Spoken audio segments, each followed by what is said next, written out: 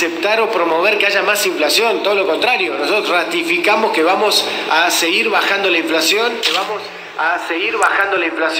y que el año próximo vamos a tener uno de los años de menor inflación de los últimos tiempos, como también lo hemos visto en los cuadros anteriores. Y eso también es otra forma de proteger a los sectores más vulnerables, y lo seguiremos haciendo en ese sentido.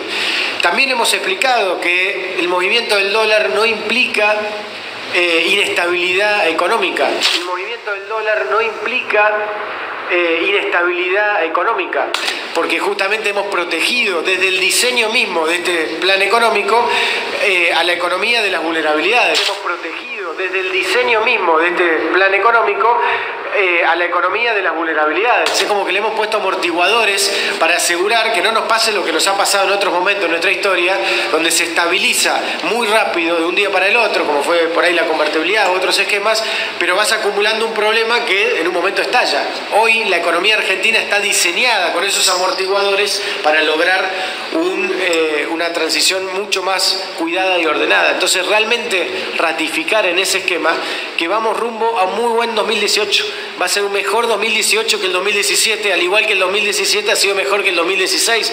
Y lo más importante es que el 2019 va a ser mejor que el 2018. El 2019 va a ser mejor que el 2018, porque va a continuar la inversión pública, porque va a crecer el empleo, porque va a aumentar el crédito, porque va a continuar la inversión pública, porque va a crecer el empleo, porque va a aumentar el crédito, porque va a verse una economía cada vez más dinámica y con más oportunidades.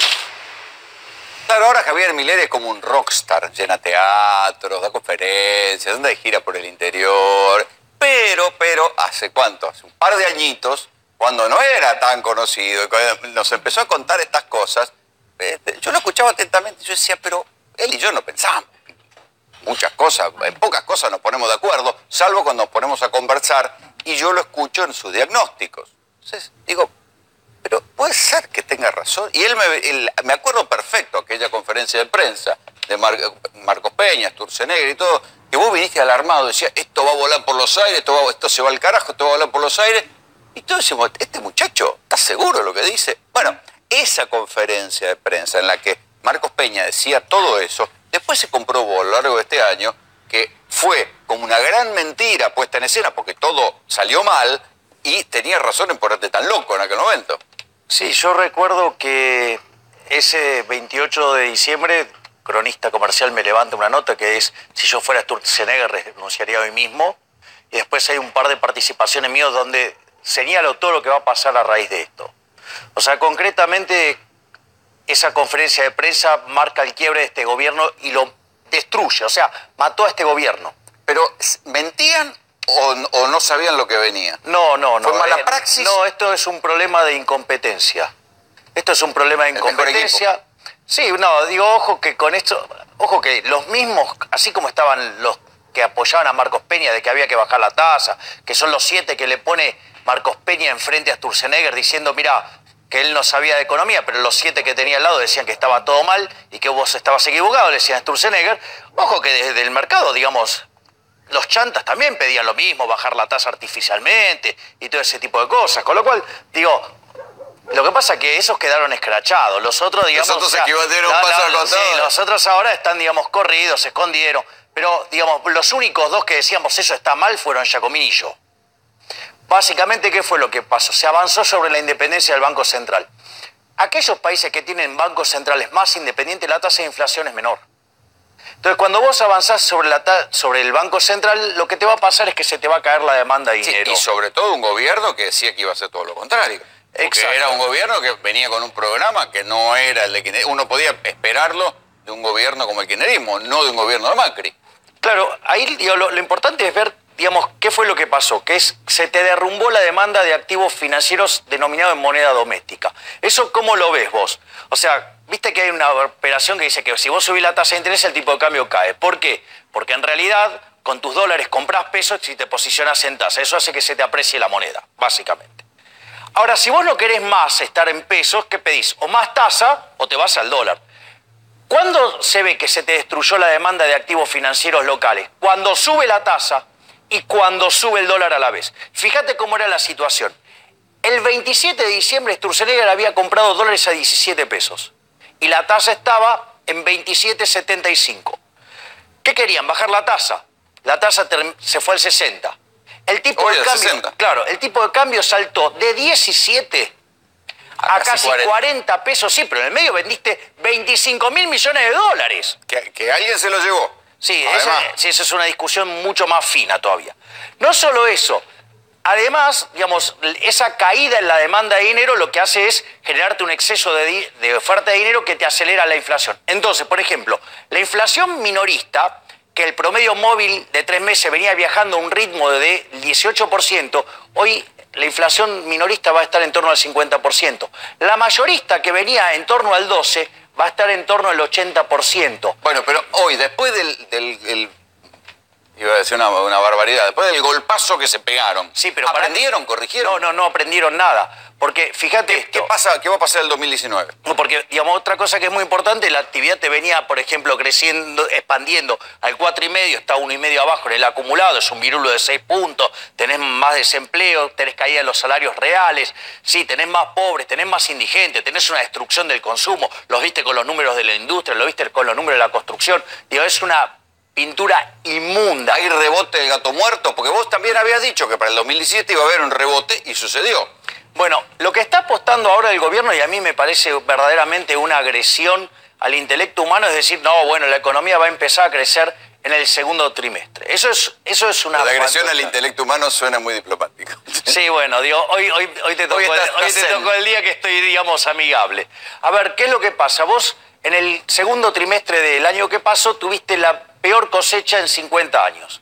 Entonces, con que vos hagas una cosecha más o menos, vas a tener un número que mejora. Y eso, digamos, o sea, después se va a sentir tibiamente la economía durante el tercer trimestre. Eso es lo que vos vas a tener. Con lo cual, digamos, o sea, porque acá se discute si la recuperación es una B corta, si es una U. En realidad lo que vos vas a tener es que tenés la caída, sí, vas a tener el rebotecito del segundo trimestre. O sea que el gato muerto se va a mover un poquito. Claro, pero no es que va a salir como una B corta para arriba.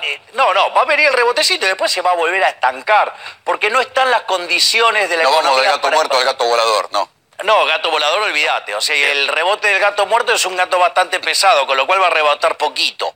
Porque en realidad es un mero evento estadístico. Este es el chiste de los dos microeconomistas. Se encuentran dos microeconomistas y uno dice al otro, che, ¿cómo está tu mujer? Entonces, ¿comparado con qué? Bueno, esto es lo mismo. O sea, digo, vos estás comparando contra algo que es inmundo, que es el segundo trimestre. Entonces, los números te van a empezar a dar mejor. Pero, fíjate, suponete lo siguiente. Vos tenías un ingreso de 100. Te cayó a 40. Ahora te va a 60. Sí, subió 50%, pero digo, o sea, vos estás mal porque digo, 60 es menor que 100. El PBI per cápita en Argentina viene cayendo sistemáticamente, en tendencia, con oscilaciones en torno a esa tendencia, 8% abajo estamos. Es decir, por eso estamos cada vez peor. No, claro, por eso digo, o sea, no hay forma de salir. Aparte no hay forma, digamos, o sea, ninguno de los motores que puede generar crecimiento funcionan acá. La acumulación de capital no funciona. ¿Por qué? Porque la inversión, digamos, va a terminar en torno al... oscila entre el 15 y el 12%. Sí, y que puede la sacar para afuera la plata. Ese es otro problema. Después tenés otro problema, además, el capital humano. El capital humano, sí, en Argentina, digamos, tenés dos fuentes de capital humano. Una es el que tiene que ver con la alimentación. El 50% de los chicos de 0 a 14 está debajo de la línea de la pobreza. Con lo cual, o sea, estás hipotecando el futuro. Y los que ya, digamos, estudian, sí, ahí vos tenés que solo la mitad termina el secundario y solo la mitad de esa mitad entiende lo que lee y el 70% no puede resolver una operación matemática básica. Crisis de la educación pública. Claro. Además, sí, estamos séptimos en las pruebas PISA en América Latina. O sea, después de ser el primer país que eliminó el analfabetismo. Sin embargo, hay que decir que la UBA es una de las 100 mejores universidades. Ok. Una. Sí, ok. Digamos, pues entonces, ¿por qué, digamos, no se ve plasmado en los resultados? Es decir, sí, digamos, o sea, hay un montón de indicadores estadísticos, sí, de cómo se construyen esos índices que contribuyen a que vos subas el índice. O sea, por ejemplo, yo puedo mejorar el ranking de una carrera, por ejemplo, en economía, sacándole carga formal y poniéndole una oferta más diversificada. Entonces mi carrera sube en el ranking. Y sin embargo, ¿querés que te diga algo? Eso a los efectos, digo, de prácticos se vuelve una cagada. O sea, con lo cual, Ojo, porque digo, ese tipo de cosas los burócratas saben hacerlo, ¿sí? Digamos, o sea, saben cómo mentirle a las estadísticas. Y, digo, ahí tengo otro chiste, ¿viste? Que hay un chiste que dice, las estadísticas son como la bikini. Lo que muestra es importante, pero lo que oculta es fundamental. Entonces, digo, después, digamos, el capital social, ¿sí? El capital social, digamos, lo que se llamó la grieta. Este gobierno continuamente estimula la grieta. O sea, en su incompetencia en el plano de la economía, ¿sí? Y sin tener ningún resultado bueno para mostrar, ¿qué hace? Asustar. Claro, exacto. ¿Qué es la a lo pasado. Claro, digamos, Borges, ¿no? O sea, no nos unió el amor, nos unió el espanto. Entonces, digo, te viven amenazando con eso. Y eso además es muy complicado, porque para que... A ver, desde mi punto de vista, la idea que tiene el gobierno para este año tiene muchos riesgos. Ya discutimos el tema de actividad, digamos, podemos discutir el tema de la inflación. Con el tema de la inflación hay un problema que se llama el LELIC. ¿Sí? Eso te iba a decir, ¿es una bomba de tiempo, como algunos dicen? Sí, y es mucho peor que, digamos, lo que eran las LEVACs. Porque las LEVACs el asunto es que no se sabe cuándo estalla. Bueno, ojo, lo que pasa es que las LELIC crecen al 60% y los depósitos al 40%. En algún momento se los come. Entonces, en ese momento... se los come? Claro, porque... Traducirlo al castellano porteño. A ver, vos tenés los depósitos. Contra esos depósitos a plazo fijo, contra esos depósitos vos tenés encajes remunerados. Hoy representan el 55%. Pero además, las LELIC crecen al 60%. Y los depósitos crecen al 40%. En algún momento los va a alcanzar. No solo que te va a generar un desastre crediticio adentro de la economía, sino que en algún momento o abandonás la política monetaria o haces un tipo plan Bonex adentro de los bancos.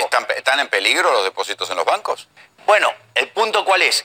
El punto es que... El plan Bonex te van a chupar los plazos fijos. Bueno, entonces el día que vos veas que le hacen eso a los bancos, ¿qué vas a hacer? Y vas a ir a buscar tu plata. Y eso puede generar un desastre. Ese es el primer punto. Pero además es peor que las LEVACs. Porque las LEVACs ese riesgo estaba repartido. Ahora vos tenías un sistema financiero sano y sólido y ahora lo contaminaste con las LELIC. ¿O sea que el gobierno le cargó a los bancos letras que pueden convertirse en basura? Sí, exactamente. Estamos jodidos. No es solo eso. A ver, después vos tenés... Mira, desde mi perspectiva, digamos, conceptual, sí, donde yo pienso que en el mercado monetario se determina el poder adquisitivo del dinero, es como que te diga, mira, en el mercado de salchichas se determina el precio de las salchichas. Digo, como hay otros economistas que creen que en el mercado de bananas se determina el precio de los autos, qué sé yo, ¿viste? Porque creen que la tasa de interés se determina en el mercado monetario, pero digo, que no es mi caso. O sea, entonces yo creo que la inflación es siempre y en todo lugar un fenómeno monetario. Y cuando...